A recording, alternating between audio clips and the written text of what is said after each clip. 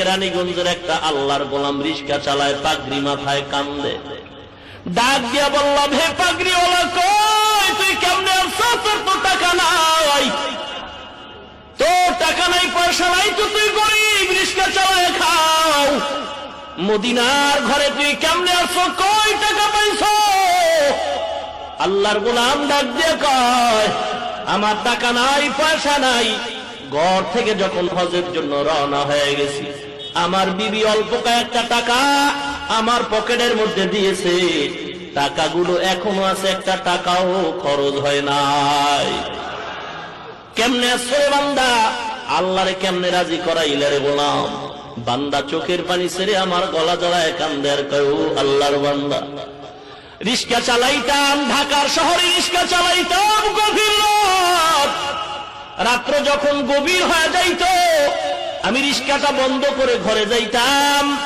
ঘরে গিয়া রিস্কা তালা লাগাইয়া এরপরে আমি সুন্দর করে ওযু বানাইতাম।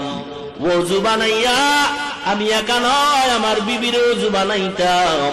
বিবির ওযু বানাবার পর দুইজনে এক যায় নামাজের মধ্যে বৈশা মাওলার দরবারে কাঁদতাম আর নবীর মোহাব্বতে বলতাম, আল্লাহ তুমি একবার তোমার ঘরে নাও, একবার মদিনার দরজায় নিয়ে নাও। মদিনা নাম কত সুন্দর,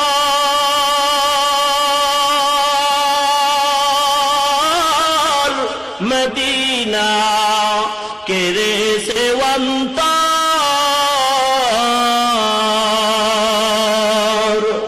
মদিনা নাম কত সুন্দর,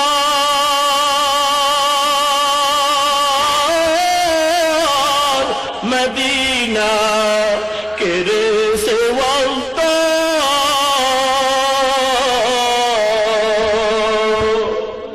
সেই মদিনার পথের ধুলি আমি, সেই মদিনার পথের ধুলি আমি মাপতে পারলাম না, মদিনা যাইতে পারলাম না, মদিনা দেখতে পারলাম না।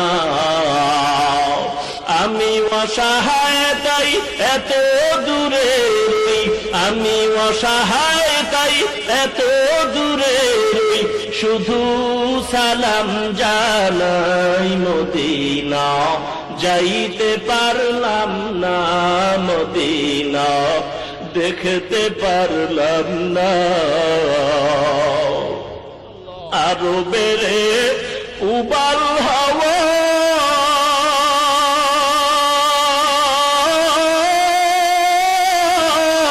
পশ্চিমে করছে ধাওয়া, আরো বেড়ে উবাল হাওয়া